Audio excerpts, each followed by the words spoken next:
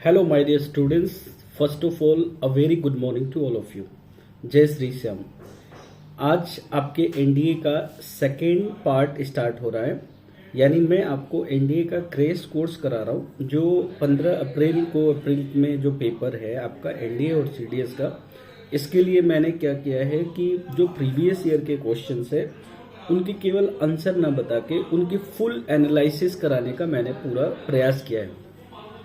इसके लिए मैंने एक वीडियो अपलोड मैं कर चुका हूं। यदि आप लोगों ने उस वीडियो को नहीं देखा तो आप जाइए उस वीडियो को देखिए, जिसमें थंबनेल लिखा हुआ है एनडीए क्रैश कोर्स पार्ट 1। इस तरह से मैं पार्ट 1 पार्ट 2 मतलब रोज के 20 से 25 मिनट का मैं आप लोगों के लिए वीडियो बनाऊंगा और मैं एक एक चीज आपको समझाऊंगा। मैंने पिछले वीडियो में 5 वोकैब पढ़ाया है। इस वीडियो के अंदर हम लोग पढ़ने वाले हैं बेटा एनडीए 2024 में जो क्वेश्चंस पूछे गए हैं उनको मैं कराने वाला हूं आपको, और टोटल जो आज का हमारा कंटेंट होगा वो टोटल आपके 10 क्वेश्चंस होंगे, लेकिन पूरे एनालिसिस के साथ एक एक चीज मैं आपको बताऊंगा। तो आइए हम अपने वीडियो की शुरुआत करते हैं। और जैसा कि आप सभी जानते हैं कि आप लोग अपने कमेंट में अपना व्यू जरूर लिखिएगा कि इस तरह से जो मैं पढ़ा रहा हूँ ये आपको कितना हेल्प कर रहा है। Thank you. आइए हम स्टार्ट करते हैं अपने वीडियो को। हेलो डियर स्टूडेंट्स, जैसा कि आप देख रहे हैं आज की क्लास में हमारा क्वेश्चन नंबर 16 स्टार्ट हो रहा है। कौन सा बेटा? 16। क्या क्वेश्चन है आपका? सेंटेंस कंप्लीशन का क्वेश्चन है। यानी ये क्वेश्चन में बेटा लिखा है कि प्रीति सजेस्ट। प्रीति आपका सिंगुलर सब्जेक्ट है बेटा, इसीलिए यहाँ पे सिंगुलर वर्ब आया है। सिंगुलर वर्ब की पहचान होती है कि इसमें एस लगता है, ठीक है। ये कह रहा है कि इसके बाद जो सेंटेंस आएगा उस सेंटेंस को आपको बताना है कि कौन सा सेंटेंस यहाँ आए जिससे सही हो जाए। पहला ऑप्शन बेटा लिखा है कि डेट। डेट यहाँ पे कंजंक्शन है बेटा। इसके बाद सब्जेक्ट आया है आई। आस्क आपका वर्ब का फर्स्ट फॉर्म है। टू यहाँ पे आपका प्रीपोजिशन है बेटा। योर एडजेक्टिव है। फिर आगे लिखा है बेटा एडवाइस जो कि नाउन है, ठीक है। आगे बी ऑप्शन में लिखा है बेटा that I had asked your advice, okay. और सी ऑप्शन है बेटा that I can have asked your advice. और डी ऑप्शन में है बेटा that I ask your advice. ये पूछा है आपसे। अब ये कह रहा है कि इसमें से कौन सा आंसर आपका बिल्कुल सही है। तो आप लोग सोच के बताइए कि आपका कौन सा आंसर सही हो सकता है इसके अंदर। जैसा कि आप देख पा रहे हैं बेटा कि ये जो सजेस्ट वर्ड लिखा गया है ये आपका क्या है, आप खुद बताइए किस टेंस में लिखा गया है? प्रेजेंट टेंस में। अगर ये प्रेजेंट टेंस में है तो इसके बाद यानी ये जो कंजंक्शन के बाद जो सेंटेंस आएगा वो भी आपका प्रेजेंट टेंस में होना चाहिए। तो इस हिसाब से ये बी ऑप्शन बेटा गलत है। और ओके, बी ऑप्शन के साथ साथ आपका जो सी ऑप्शन है बेटा ये भी गलत है। अब या तो ए ऑप्शन होगा और नहीं तो आपका डी ऑप्शन होगा। अब आपको बताना है कि ए होगा या डी होगा। तो अब देखिए आई के बाद यहाँ पे आस्क के, यहाँ भी आई के बाद आस्क के बेटा, लेकिन यहाँ आस्क के बाद टू दिखा है और यहाँ आस्क के बाद टू नहीं है। आप याद करना कि हम बोलते हैं Preeti suggest that I ask your advice, मतलब मैंने तुम्हारे सलाह को पूछा। आई आस्क मतलब मैंने पूछा। क्या पूछा भाई? तुम्हारे सलाह को पूछा। एडवाइस मतलब होता है सलाह। तो आपका राइट आंसर बेटा यहाँ पे डी ऑप्शन हो जाएगा। सर ए क्यों नहीं हुआ? क्योंकि बेटा यहाँ पे लिखा है I ask to your advice. तो यहाँ पे जो ये प्रीपोजिशन लगाया है ये बेटा गलत है, ठीक है। इसको यहाँ से रिमूव करेंगे। मूव करते हैं हम लोग अगले क्वेश्चन की तरफ। Next question. तो बेटा हम बढ़ते हैं अब क्वेश्चन नंबर 17 की तरफ। क्वेश्चन नंबर 17 बेटा क्या कह रहा है? वी आपका सब्जेक्ट है बेटा। सो यहाँ पे वर्ब का सेकेंड फॉर्म है, और यदि वर्ब का सेकेंड फॉर्म है इसका मतलब ये जो टेंस है ये पास्ट टेंस है बेटा। आगे अब आपको फिलअप करना है, यानी 4 में से एक को सेलेक्ट करना है। तो अब देखिए कह रहा है वी सो मतलब हम लोगों ने देखा। क्या देखा भैया? तो यहाँ पे लिखा है बेटा मोनूमेंट को देखा, ठीक है। सब में मोनूमेंट लिखा हुआ है। कहाँ पे? इन द सिटी यानी शहर में। अब ये कह रहा है कि सबसे पुराने मोनूमेंट्स को देखा। तो बेटा सबसे पुराना के लिए कौन से डिग्री का इस्तेमाल करते हैं? तो हम यूज करते हैं बेटा सुपरलेटिव डिग्री। सुपरलेटिव डिग्री की क्या पहचान होती है? तो सुपरलेटिव डिग्री में बेटा EST या OST आता है। जैसे बिग का बिगेस्ट, टॉल का टोलेस्ट, है ना, लार्ज का लार्जेस्ट, ओल्ड का बेटा ओल्डेस्ट। ठीक है, अब यहाँ ओल्डर लिखा है, तो अगर ये ओल्डर लिखा है बेटा तो ओल्डर कॉम्पेरेटिव डिग्री है। कॉम्पेरेटिव डिग्री का प्रयोग तो केवल 2 के लिए करते हैं, तो भाई ये गलत हो गया, ये पहला ऑप्शन गलत है। दूसरा ऑप्शन कह रहा है कि ओल्ड, ओल्ड कौन सा डिग्री है? Positive degree. भाई पॉजिटिव डिग्री की तो बात ही नहीं हो रही है, क्योंकि पॉजिटिव डिग्री का प्रयोग हम तब करते हैं जब हम स्वयं के बारे में या हम किसी से तुलना ना करें तब करते हैं। तो यहाँ पे तो तुलना हो रहा है ना, ये तो कह रहा है कि इस शहर का सबसे पुराना मोन्यूमेंट्स को देखा है, तो फिर ओल्ड नहीं आ सकता, यानी ये ऑप्शन गलत है। अब आपके पास सर सी में भी ओल्डेस्ट है और डी में भी ओल्डेस्ट है, तो एक कंसेप्ट और है कि जो सुपरलेटिव डिग्री होता है बेटा, इसके पहले हम डेफिनेट आर्टिकल द का प्रयोग करते हैं। तो भाई यहाँ तो डी का प्रयोग किया गया है, तो सर ये भी ऑप्शन गलत हो गया। तो कौन सा ऑप्शन बचा बेटा? तो सी ऑप्शन बचा। इस केवल क्वेश्चन से, यदि आपने मेरे इस क्वेश्चन को बहुत अच्छे से सुना है तो आपको बहुत सारी चीजें पता चली होंगी। क्या क्या? कि भाई डिग्री 3 तरह की होती है, positive degree, comparative degree, superlative degree. Positive degree का प्रयोग हम तब करते हैं जब हम तुलना ना करें, और कॉम्पेरेटिव डिग्री का प्रयोग हम तब करते हैं जब हमें तुलना 2 के बीच में करनी होती है, और सुपरलेटिव डिग्री का प्रयोग हम तब करते हैं जब तुलना सभी में से हो, यानी 2 से ज्यादा से। सुपरलेटिव डिग्री अपने पहले द का प्रयोग लेता है, यहाँ पर एन है, तो ये 3 चीज आपको पता चल गया। तो आंसर क्या होगा? We saw the oldest monument in the city. बेटा उम्मीद करता हूँ आप लोगों को समझ में आ रहा होगा, और अगर वीडियो अगर आपको अच्छा लग रहा है, मेरा पढ़ाने का तरीका सही लग रहा है, तो आप अपने फ्रेंड्स के बीच में इसे जरूर शेयर करिएगा बेटा, और लाइक जरूर कर दीजिएगा। चलिए हम लोग बढ़ते हैं अपने अगले क्वेश्चन की तरफ। बेटा क्वेश्चन नंबर 18 को पढ़ते हैं। बेटा ये क्या लिखा है? सिंस। सिंस का मतलब क्या बेटा? सिंस 2 चीज होता है, देखिए, एक तो सिंस का मतलब चूंकि भी होता है, और एक सिंस जो होता है बेटा वो पॉइंट ऑफ टाइम होता है। जैसे कि सुबह से वर्षा हो रही है, तो कैसे बोलोगे? It has been raining since morning. वहां पे जो सिंस जो यूज किया गया है वो एक पॉइंट ऑफ टाइम के लिए, मॉर्निंग के लिए, इवनिंग के लिए, आफ्टरनून के लिए, डॉन के लिए, डस्क के लिए सिंस आता है। अब आगे बढ़ते हैं बेटा। सिंस के बाद यहाँ पे यू है सब्जेक्ट, यू के साथ बेटा हैव बीन आता है, बिल्कुल सही है। आगे लिखा है बेटा टूरिंग। टूरिंग का मतलब होता है सारा दिन यात्रा करना। ऑल डे का मतलब होता है सारा दिन, है ना। कह रहा है कि since you have been touring all day, चूंकि आप सारे दिन आपने यात्रा किया होगा, ये कह रहा है कि यू मस्ट बी टायर्ड, तुम थक चुके होंगे। अच्छा ठीक है भाई, यहाँ पे मतलब इस क्वेश्चन से आप क्या सीखोगे मेरे से? मॉडल सीखोगे बेटा। मस्ट यहाँ पे लिखा है, यहाँ पे लिखा है बेटा ऑट टू लिखा है, यहाँ पे लिखा है कुड, कुड के साथ बेटा हैड आया, तो पहला कुड के साथ हम हैड नहीं लगा सकते, ये बात याद रखना। कुड है, उड है, शुड है, आपका उड है, इनके साथ हैड नहीं आता बेटा। मॉडल के साथ हमेशा वर्ब का फर्स्ट फॉर्म आता है, तो ये सर ऑप्शन नंबर सी बिल्कुल गलत है। आप ध्यान रखना कि मॉडल के साथ जब भी वर्ब का हमेशा बेस फॉर्म के अलावा कोई भी फॉर्म्स आता है तो वो गलत है, तो सी गलत हो गया। अब आगे इसने लिखा है you might not be tyre. अरे भाई अगर वो सारा दिन टूर किया है, इधर उधर घुमा है, तो वो बिल्कुल थका होगा, तो भैया डी ऑप्शन गलत हो गया। तो आपको या तो ए होगा, नहीं तो बी होगा। अब ये ओट टू है, ओट टू का मतलब बेटा क्या होता है? चाहिए। चाहिए का मतलब हम क्या समझेंगे इसको? ओट टू मतलब चाहिए, यानी ये हमें एडवाइस देता है ना। क्या देता है? एडवाइस, हमारे मोरल ड्यूटी को बताता है। You ought to respect your parents, you ought to respect your country. इस तरह के स्टेटमेंट को लिखने के लिए हम ऑट टू का प्रयोग करते हैं। एक चीज और ध्यान रखिएगा बेटा, ऑट टू की जगह पे आप शुड का भी प्रयोग कर सकते हैं। किसका? शुड का भी प्रयोग कर सकते हैं, ठीक है।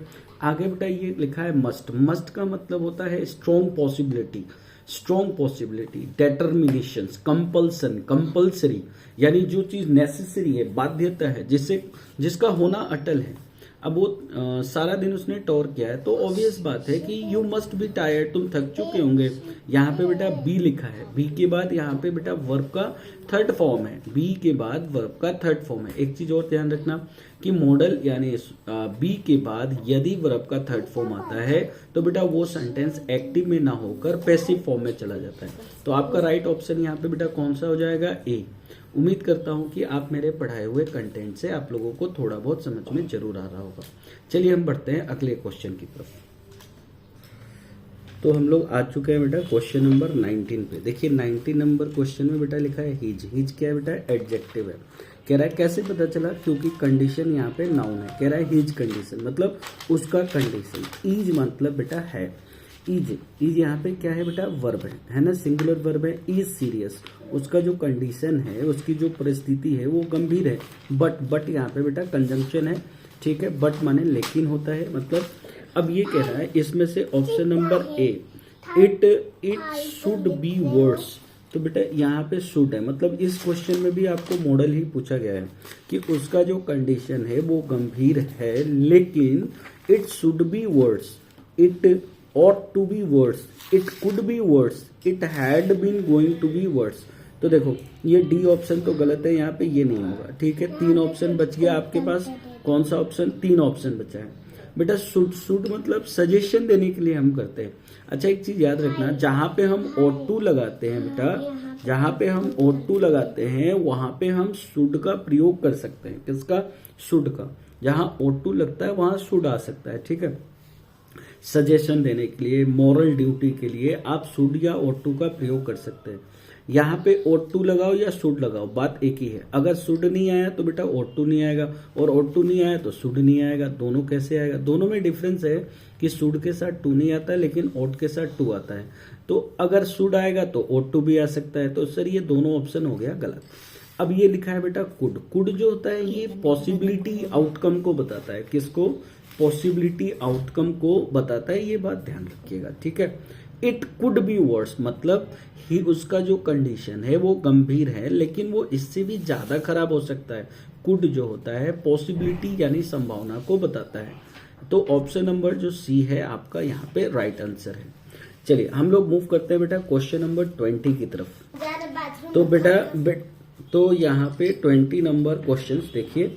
20 नंबर आपका क्वेश्चन बेटा क्या कह रहा है कि आई होप मतलब मैं आशा करता हूं कि जो बस है बेटा, बस यहाँ पे सिंगुलर है इसलिए बेटा यहाँ पे कम्स लिखा हुआ है, ठीक है।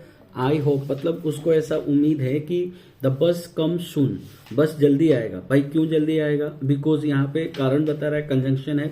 बिकॉज का मतलब बेटा होता है क्योंकि, क्योंकि बस जल्दी आएगा क्योंकि। कह रहा है we waited for half an hour, मतलब पिछले आधे घंटे से वो इंतजार कर रहा है। अब एक चीज आपको बहुत अच्छी चीज मैं बता देता हूँ, इस क्वेश्चन में सीखने लायक क्या है। यहाँ पे एक वर्ड लिखा है बेटा फोर, सब में लिखा है फोर, आप देख सकते हैं सभी क्वेश्चंस में क्या है, फोर है, यहाँ भी फोर है।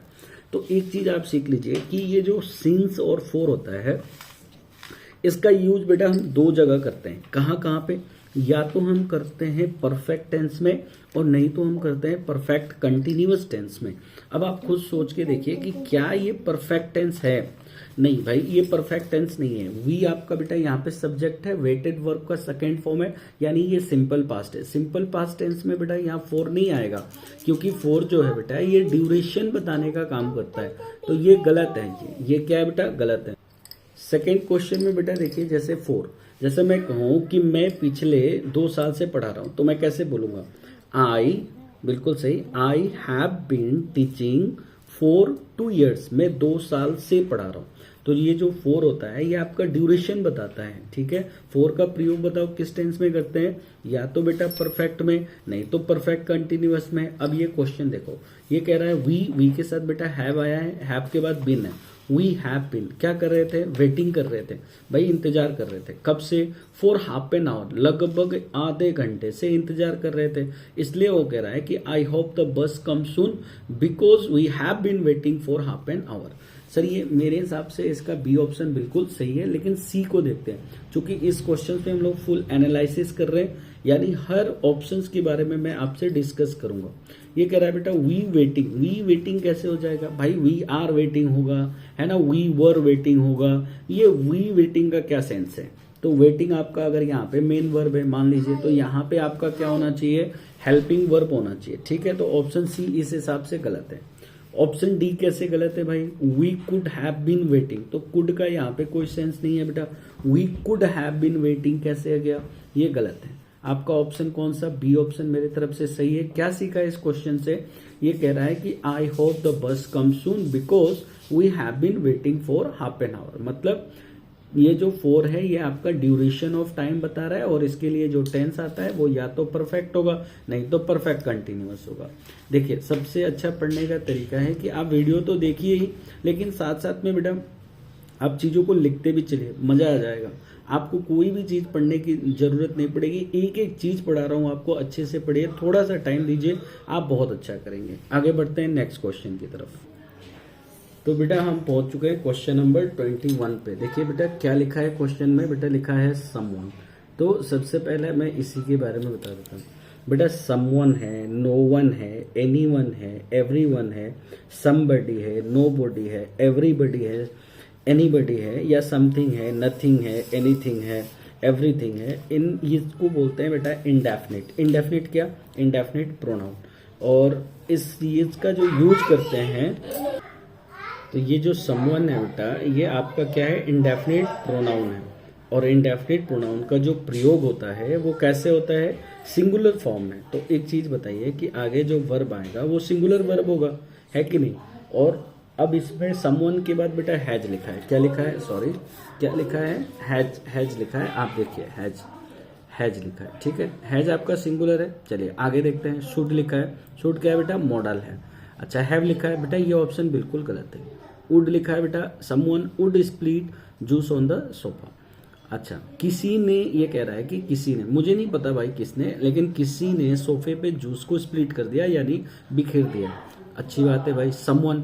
अब ये देखिए समवन के साथ हैव तो आएगा नहीं, यानी ए बी डी में से कोई एक ऑप्शन होगा। तो एक बिल्कुल करेक्ट ऑप्शन ये है कि समवन के बाद यहाँ जो वर्ब आएगा बेटा वो सिंगुलर होना चाहिए। तो सिंगुलर कौन है बेटा, हैज है। हैज के बाद क्या लिखा है, spilt, spilt juice on the sofa. तो ए ऑप्शन इसका बिल्कुल राइट ऑप्शन है। उम्मीद करता हूँ ये क्वेश्चन आपको समझ में आया होगा। और बढ़ते हैं हम लोग अपने अगले क्वेश्चन यानी नेक्स्ट क्वेश्चन की तरफ। चलिए बेटा, तो क्वेश्चन नंबर 22 पे हम लोग पहुंच चुके हैं।